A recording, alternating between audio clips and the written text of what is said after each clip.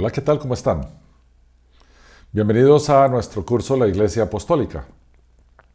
La lección de hoy es una muy polémica, porque hoy vamos a hablar de lo que hoy en día conocemos como sermones o predicaciones en las iglesias nuestras, pero vamos a ver qué quería decir eso en la iglesia del primer siglo. Vamos a ver qué nos dice la Biblia en relación a eso. Entonces, sin más, vamos a empezar con la lección de hoy, que es la lección número 5. Ya hemos pasado 4 lecciones. Hemos visto una introducción, el templo y todas las liturgias del templo, el significado de los términos adoración y culto allá en el griego original, y también vimos cómo los creyentes del primer siglo se negaban a adoptar las liturgias o la terminología del templo allá en el siglo I. Y hoy, la lección que toca el día de hoy es una lección que es bastante polémica. Creo que vamos a romper algunos paradigmas. No con esto, y quiero anticiparme, no con esto quiero que aquellas iglesias, todas, la mayoría de las iglesias que se juntan los domingos a escuchar un pastor y la congregación se congrega a escuchar a ese pastor, que no consideren por favor que esto es una crítica, porque no lo es. Esto no es una tampoco acusación de que no son bíblicos o ni nada por el estilo. Lo que nos interesa hacer es aclarar la terminología y entender qué es lo que dicen nuestras Biblias en relación a las reuniones de los creyentes o de la iglesia. Y vamos a empezar tal vez por el rol más tergiversado de nuestra eclesiología moderna, el pastor. El rol del pastor del primer siglo no era como el rol de los pastores modernos en el siglo XXI. Hoy un pastor de una iglesia mediana, digamos, tiene varios roles. Es evangelista, es maestro, es predicador, además pastorea ovejas, da consejerías, es maestro de ceremonias, escribe, él se mete en asuntos financieros de la iglesia, también es gerente del edificio de la iglesia, ve los bombillos que están apagados, ve la pared que le hace falta pintura y anda asegurándose de que todo esté bien. Son los que se juntan a normalmente organizar eventos o a presidir los comités que organizan eventos. También son los visionarios los que ven para dónde va la iglesia en el futuro. Administran los temas, se aseguran de que haya cumplimiento de las leyes y ven que el lugar esté limpio. También son instaladores de cosas. A veces toca ir a instalar cámaras o luces o micrófonos o púlpitos o mesas o sillas o ayudar a la gente que está haciendo eso. Y finalmente algunos editamos audiovisuales. O sea, grabamos, editamos, conocemos, sabemos, hubo que aprender de sonido, hubo que aprender de video, hubo que aprender de edición de todas esas cosas, hubo que aprender de posteos en redes sociales. El pastor, el problema es que nadie puede ser bueno en todo esto. Nadie. ¿A dónde nos manda la Biblia? ¿Y por qué tenemos que hacer todo esto? ¿No será que estamos funcionando con el modelo equivocado de iglesia? ¿No será que es un poquitín más simple de lo que nosotros hoy en día queremos complicar? Veamos el tema del sermón, que es el tema que nos ocupa en esta lección. Hoy en día, dependiendo de la iglesia, hay iglesias muy musicales y entonces el elemento musical de la reunión dominical es primordial y tal vez el tema de la predicación es un poquito menos disminuido. Pero si nosotros vemos en el Nuevo Testamento, lo que el Nuevo Testamento nos indica es que los cristianos de la iglesia apostólica se reunían para edificarse. Esa era la actividad primaria. Y hoy, lo que uno considera que es el elemento de edificación del culto o del servicio de adoración, como se le llama hoy en día, es el sermón. Porque el sermón edifica, porque se expone la palabra de Dios y la palabra de Dios edifica. Entonces, por definición, en las iglesias más sanas, o sea, las iglesias que no han sustituido la predicación o tiempo de predicación por música, la actividad primaria es el sermón. Normalmente es el sermón a lo que se le dedica más tiempo. Usualmente es entre 40 minutos y una hora. Las iglesias que son exageradillas en música a veces llegan hasta 40 minutos de música. Usualmente son 3 o 4 canciones. No son tanto, pero a lo sumo llega a 30 minutos. Mientras que los sermones tienen un mínimo de 40 minutos, llegan a una hora y a veces los predicadores exceden un poquito más de esa hora. Entonces podríamos decir que el sermón moderno pasa a ser el elemento fundamental de nuestras reuniones. Ahora bien, sermones de 40 minutos o de una hora, no toda la congregación los puede seguir.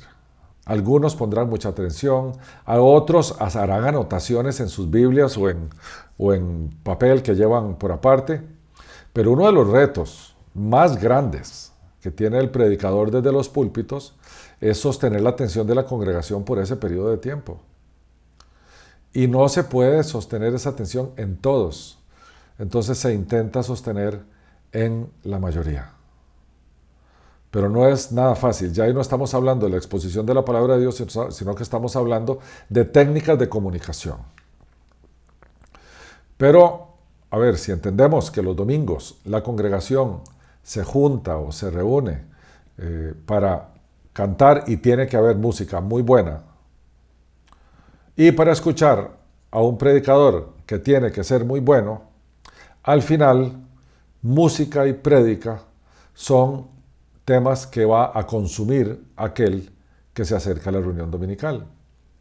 De ahí que cuando la alabanza no salió bien o no estuvo del agrado de algunos, la gente sale de la reunión criticando, hoy no estuvo bien la alabanza. O cuando el predicador no era muy hábil en sostener la atención o no hizo un buen trabajo de hermenéutica, salen diciendo este sermón no anduvo bien. O sea, la crítica va a la música o va al sermón, porque son elementos que el público consume, que está sentado consumiendo. O sea, todo lo que ocurre desde la tarima hacia afuera. Y sin duda, en las iglesias la gente va por los tiempitos de alabanza, porque hoy en día se ha dado un énfasis gigantesco al tema musical, pero teóricamente la razón por la cual las personas van a la iglesia es escuchar el sermón. Teóricamente. Y además, si este pastor trabaja a tiempo completo y es un pastor responsable, él le toma mucho tiempo preparar el mensaje que va a dar y a eso le sumamos el tiempo de exposición y por tanto, esa fase de la reunión también es la fase más cara en términos de dinero si es que el pastor es asalariado de la iglesia. Ahora vamos a ver un poquito qué dice la Biblia en cuanto al sermón. En ningún lugar del Nuevo Testamento está la palabra sermón. En ningún lugar. Ni siquiera en el Sermón del Monte. En los capítulos 5, 6 y 7 del Evangelio de Mateo no se usa la palabra sermón por ninguna parte. Sencillamente el Señor llegó, se sentó con sus discípulos y empezó a hablarles. Pero este término sermón fue acuñado posteriormente por la iglesia. En la Biblia no se encuentra. Algunos de ustedes me podrán decir, bueno, pero hay otras cosas que en la Biblia no se encuentran, pero sí son ciertas, como por ejemplo la Trinidad. Bueno, en la Trinidad nosotros encontramos a las 3 personas de la Trinidad en todas las Escrituras. Pero el concepto de sermón que tenemos hoy no lo encontramos en ningún lugar. Aún no solo la palabra, sino el concepto. Y lo vamos a ver más adelante. ¿Quiénes hablaban en las iglesias o en las eclesías, como le llama el término que usa el Nuevo Testamento para decir iglesia? O sea, asamblea. ¿Quiénes eran los que hablaban? Bueno, veamos. Hay 79 menciones de apóstoles, 31 menciones de ancianos, 27 veces se dice que ministros hablaban, 20 que hablaban profetas, y entendemos que esos profetas exponían palabra de Dios. Vemos 10 veces la palabra maestro hablando en reunión de iglesia. En 5 ocasiones se habla de los episcopos o los obispos, y solo en una se habla de los pastores. Dice uno, bueno, algo está pasando aquí, ¿no? Pues vamos a ver.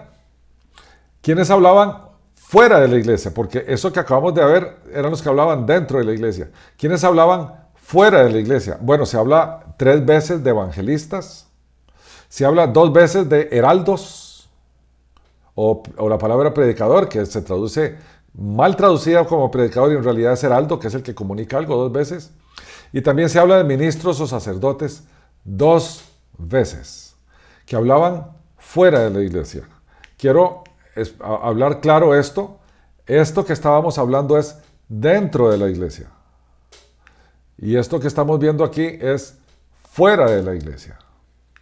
Eso es muy importante, porque lo que se habla dentro de la iglesia es diferente de lo que se habla fuera de la iglesia, como lo vamos a ver ahora más adelante en esta lección. ¿Qué se hablaba dentro de la iglesia? Dentro de la iglesia sabemos, como ya lo hemos visto varias veces, que Pablo instaba a la iglesia a edificarse. Entonces, se hablaba dentro para edificarse. Se hablaba dentro para animarse, para enseñarse o para exhortarse. Veamos qué nos dice Pablo en la carta enviada a la iglesia en Roma, en el capítulo 12, versículos del 4 al 8. Dice así el apóstol: porque de la manera que en un cuerpo tenemos muchos miembros, pero no todos los miembros tienen la misma función, así nosotros, siendo muchos, somos un cuerpo en Cristo, y todos los miembros, esto es muy importante, los unos de los otros. En otra lección vamos a ver en detalle este tema. Los unos de los otros. De manera que teniendo diferentes dones según la gracia que nos es dada, si el de profecía úsese conforme a la medida de la fe, o si de servicio en servir, o el que enseña en la enseñanza. No todos enseñan, había algunos. O el que exhorta en la exhortación, no todos exhortaban, habían algunos. El que reparte con liberalidad, no todos repartían, habían algunos. Y el que preside con solicitud, alguien tenía que poner orden. Y el que hace misericordia, con alegría. Entonces la palabra, esta clave, que es prédica, en el Nuevo Testamento se traduce de 2 maneras distintas. Entonces, cuando uno va al griego en el Nuevo Testamento y ve la palabra prédica o predicar, no siempre es la misma. Por ejemplo, evangelizo, que es evangelizar, se menciona 104 veces. Eso es predicar el evangelio. No es solo predicar algo, es predicar el evangelio, o sea, evangelizar. Y bien sabemos que se evangeliza fuera de la iglesia, porque uno no evangeliza a los creyentes, uno evangeliza a los incrédulos. La otra palabra que sale es keruso, que quiere decir anuncio. De ahí viene kerigma, que es el anuncio del evangelio. Keruso se menciona también 61 veces y esa es una proclama o una publicación o es un anuncio. Es lo que hacían los heraldos, se paraban en las plazas y hacían keruso, proclamaban, hacían una proclama de un mensaje o un edicto del rey. Son esas 2. Predicar el evangelio, o sea, evangelizo 104 veces y keruso 61. Siempre, en el 100% de los casos que se aplican esas 2 palabras, se aplican fuera de las asambleas, no adentro. No hay una tercer palabra donde prédica quiera decir exponer la palabra de Dios dentro de la iglesia. No existe. La palabra keruso, que estamos hablando ahí siempre, quiso decir proclamación del evangelio a los perdidos, anuncios, lo que yo hablábamos desde la esquina, un heraldo hacía anuncios sobre temas seculares, pero en modo alguno, nunca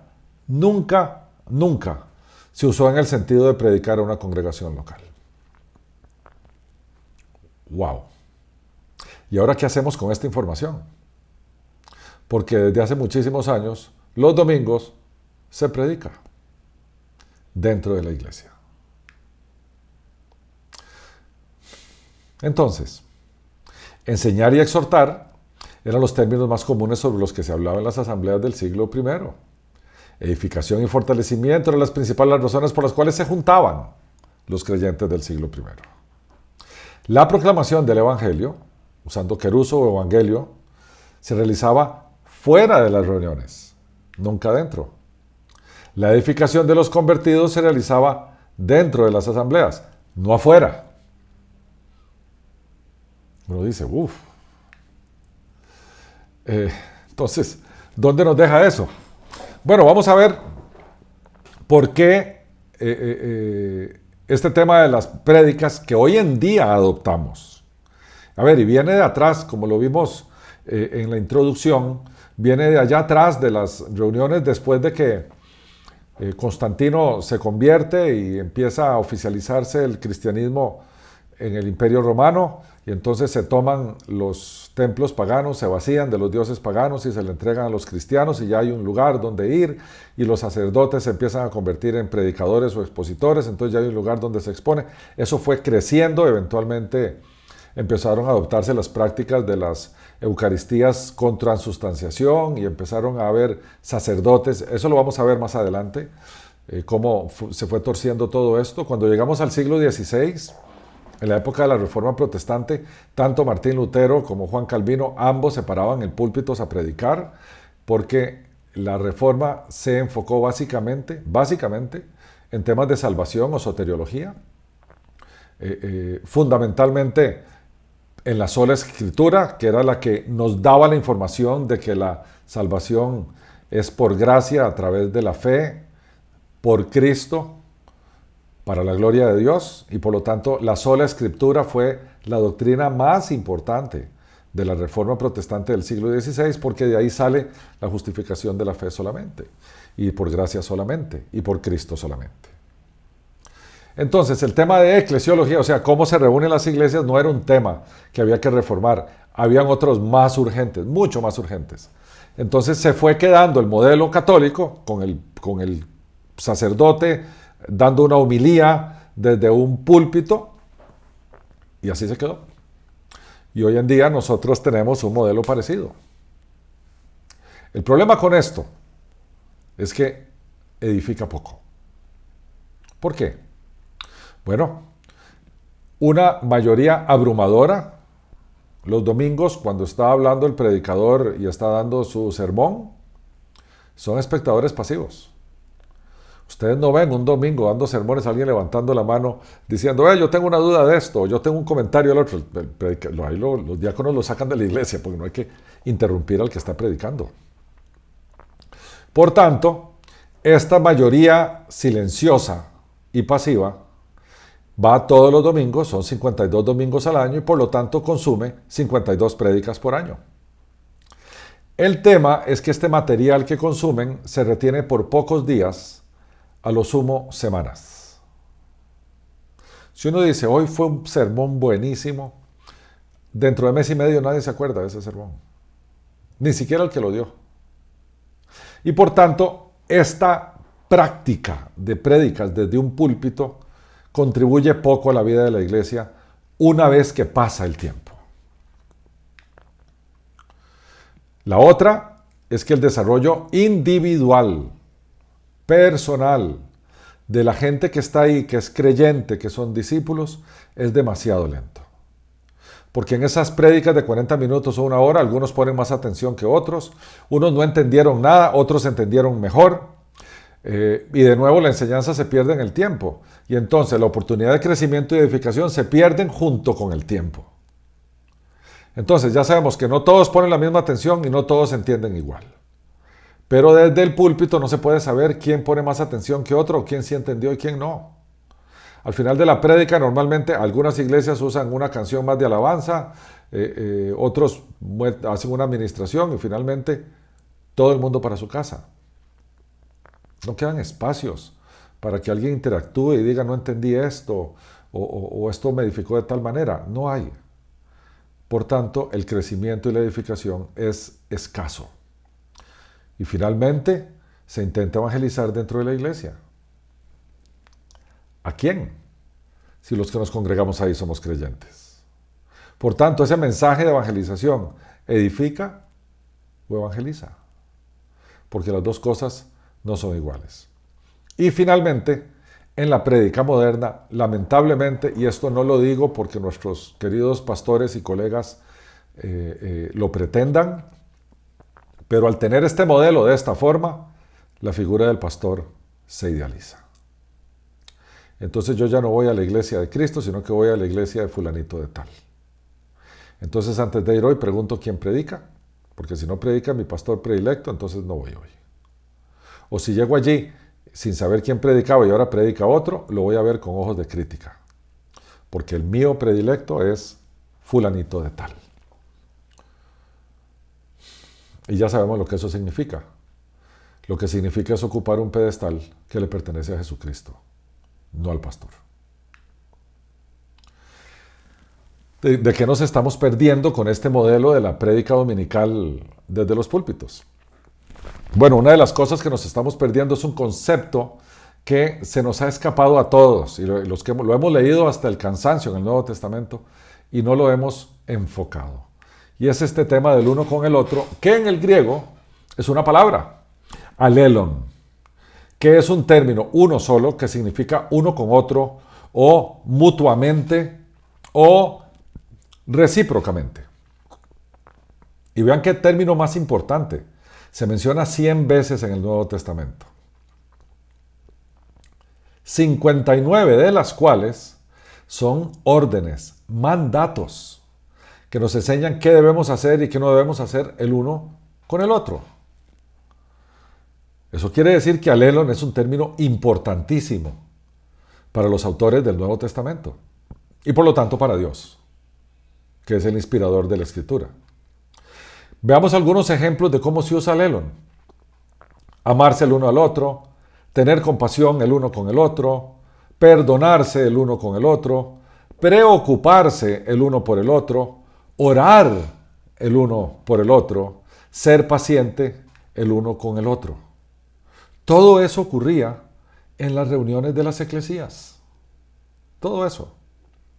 Por lo tanto, el uno con el otro es algo de lo que nos perdemos si nos quedamos en el modelo modelo tradicional dominical, donde uno habla y todos escuchan. Además, el uno con el otro no quiere decir el uno con el pastor. Quiere decir dos personas que se congregan. Puede que el pastor pueda estar en esa conversación, puede que no. Ven lo que le dice el apóstol Pablo a los creyentes en Roma. Pero estoy seguro de vosotros, hermanos míos, de que vosotros mismos estáis llenos de bondad, llenos de todo conocimiento, de tal manera que podéis amonestaros los unos a los otros. Aquí no dice que puedes ir donde el pastor, contarle algo de alguien más, para que el pastor vaya y amoneste a esa persona. La dinámica dentro de las asambleas del primer siglo era esta. Todos nos edificamos, si vemos que a alguien se le debe llamar la atención, nosotros lo hacemos, no lo hace el pastor. Nos amonestamos los unos a los otros. Esto no es nos criticamos, esto es nos edificamos, son amonestaciones para edificación, amorosas. Después vemos también a Pablo, a los creyentes en Tesalónica, le dice, por lo cual, animaos unos a otros y edificaos unos a otros, así como lo hacéis. Lo vemos mal, vemos al hermano triste y vamos y lo animamos. No es el pastor el que anima. Vamos y lo edificamos, le damos una palabra de Dios que está en las Escrituras. Le decimos, mira, ¿te acordás? En tal texto dice esto y esto y esto. Entonces nos estamos edificando, nos estamos animando, nos estamos amonestando y ahora nos estamos enseñando y exhortando. Ve lo que Pablo dice en Colosenses 3:16. La palabra de Cristo mora en abundancia en vosotros. ¿Y qué dice? Enseñándoos y exhortándoos unos a otros en toda sabiduría. Entonces nos amonestamos, nos animamos, nos edificamos, nos enseñamos, nos exhortamos unos con los otros. Y además, para ponerle cereza al pastel, considerémonos unos a otros para estimularnos al amor y a las buenas obras. Unos con otros nos estimulamos al amor y a las buenas obras. ¿Cuándo? Mi querido autor del libro de Hebreos, no dejando de congregarnos como algunos tienen por costumbre. ¿Congregarnos a dónde? En las reuniones semanales o las asambleas o las eclesías. ¿Qué más nos hacemos? Exhortándonos y tanto más cuando ves que aquel día se acerca. Entonces vean qué interesante. El Nuevo Testamento nos dice que nos amonestamos los unos con los otros, nos animamos, nos edificamos, nos enseñamos, nos exhortamos, nos estimulamos al amor y a las buenas obras. Y eso lo hacemos cuando nos congregamos. Nos va quedando claro. Lo otro que nos perdemos cuando tenemos el modelo antiguo es de múltiples perspectivas. Cuando uno y solo uno es el que habla, la congregación recibe una sola perspectiva. Y no es infalible. Hemos visto errores gruesos predicados desde los púlpitos. Y no hay oportunidad alguna de corregirlos.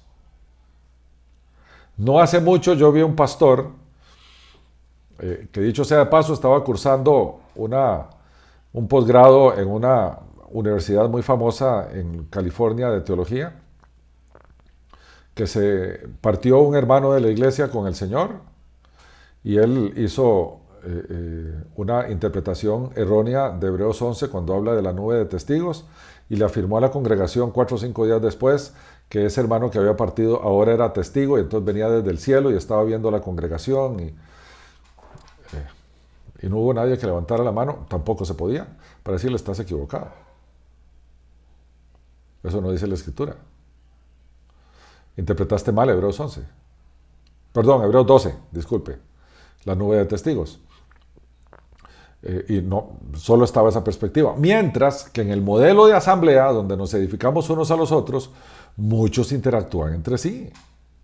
De nuevo vamos al capítulo 14 de la carta a los Corintios. ¿Qué hay pues, hermanos? Cuando os reunís, cada uno de vosotros tiene salmo, doctrina, lengua, revelación, tiene interpretación, hágase todo para edificación. Cada uno de vosotros. Hay múltiples perspectivas. Hay diferentes personas haciendo diferentes cosas, todo para edificarse el uno al otro. O también Pablo en Romanos 12, de manera que teniendo diferentes dones, según la gracia que os es dada, si el de profecía úsese conforme a la medida de la fe, o si de servicio en servir, o el que enseña en enseñanza, o el que exhorta exhortación, el que reparte con liberalidad, el que preside con solicitud, y el que hace misericordia con alegría. Ya habíamos pasado por este texto. Pero nos habla que no todo el mundo es bueno para todo. Hay algunos que son buenos para una cosa, otros son buenos para la otra. Entonces es necesario que dentro de la misma congregación haya gente con diferentes habilidades poniéndolas al servicio de la iglesia. Entonces no es uno el que habla y todos escuchan. Hay múltiples perspectivas y múltiples habilidades. Pedro lo dice de la siguiente manera: cada uno según el don que ha recibido, ministrelo a los otros. Aquí no es pastor que usted recibió dones, ministrelo a los otros. Aquí es cada uno según el don que ha recibido, ministrelo a los otros como buenos administradores de la multiforme gracia de Dios. Si alguno habla, hable conforme a las palabras de Dios. Si alguno ministra, ministre conforme al poder que Dios da. No está hablando del pastor, está hablando de la congregación. Entonces unos hablaban, otros servían, ministraban, había variedad de dones, habían diferentes funciones dentro de la asamblea. Y uno dice, ¿dónde queda el pastor? Poniendo orden o presidiendo. Y si tiene el don de la enseñanza, también enseñando. Eso lo vamos a ver en la última lección del curso. Por otra parte, si solo tenemos una persona estudiando y exponiéndole a la congregación, el único que se desarrolla es el pastor. Hay una porción de la Escritura en la carta de Hebreos, el capítulo 5, que la vamos a leer ahora, que insta a la congregación a crecer muchísimo en el conocimiento de Dios. ¿Por qué? Porque eso nos sirve de muchísimo para poder discernir entre el bien y el mal y tener una vida que le agrade al Señor. Entonces, si tenemos un lugar donde solo se desarrolla el pastor y los demás solo escuchan para después olvidar, no estamos llevando a cabo todo esto que nos habla el Nuevo Testamento. Veamos qué nos dice el autor de Hebreos. Dice, porque debiendo ser ya maestros, después de tanto tiempo, tenéis necesidad de que se os vuelva a enseñar cuáles son los primeros rudimentos de las palabras de Dios. Y habéis llegado a ser tales que tenéis necesidad de leche y no de alimento sólido. Y todo aquel que participa de la leche es inexperto en la palabra de justicia porque es niño. Pero el alimento sólido es para los que han alcanzado madurez, para los que por el uso tienen los sentidos ejercitados en el discernimiento del bien y del mal. Bueno, tenemos gente que tiene 7, 8 años de congregarse con nosotros y siguen siendo niños tomando leche.